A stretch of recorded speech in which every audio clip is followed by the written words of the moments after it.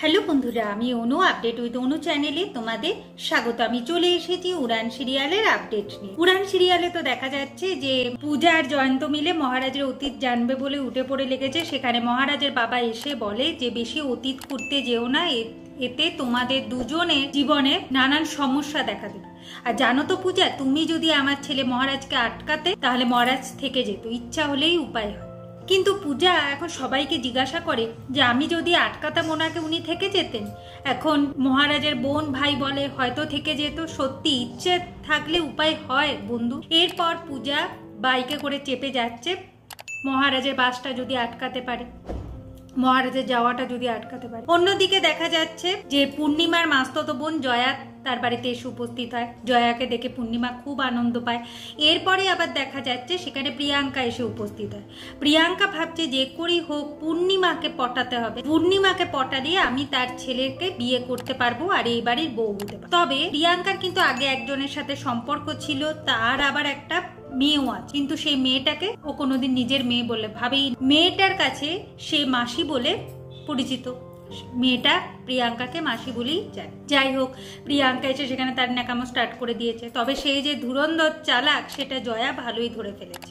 কিন্তু জয়া এখন ভাবছে যে আমাকে মহারাজের বউকে দেখতে হবে, তাহলে বুঝতে পারবো যে কে বেশি ডেসপারেট। তবে পূর্ণিমা ঠিক করেছে যে এই প্রিয়াঙ্কার সাথে সোমনাথের বিয়েটা খুব তাড়াতাড়ি দিয়ে দেবে।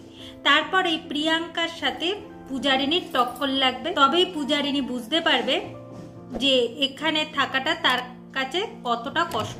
এরপর আমরা দেখতে পাবো যে মহারাজ তো গ্রামে এসে পৌঁছে গেছে, সাথে সাথে পূজারিনীও মহারাজের বন্ধুদের সাথে গ্রামে এসে পৌঁছে গেছে। এখন মহারাজ তো গ্রামে এসে পৌঁছায়, গ্রামের মানুষদের সাথে এত মিলেমিশে গেছে যে গ্রামের মানুষরা মহারাজকে বেশ ভালোবাসে।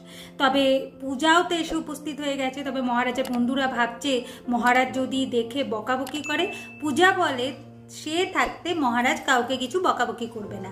এরপর মহারাজের ঠাম্মি পূজাকে দেখে খুব আনন্দ পায়, বলে কিনা বরণ করে তাকে ঘরে তুলবে।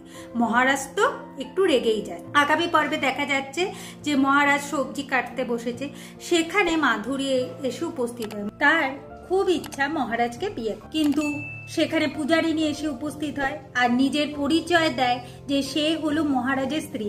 যেটা শুনে মাধুরী সেখান থেকে চলে যায়। পূজারিনী বুঝে যায় যে মাধুরী মহারাজকে পছন্দ।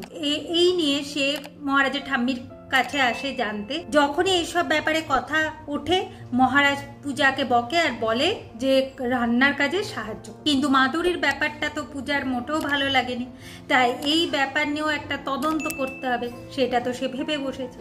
এইভাবে আজকের পর্বটা শেষ হয়ে যাচ্ছে। আশা করি আজকের পর্বটা তোমাদের ভালো লাগবে। ভিডিওটা দেখবার জন্য আর আপডেট উইথ অনু চ্যানেলের পাশে থাকবার জন্য অসংখ্য ধন্যবাদ।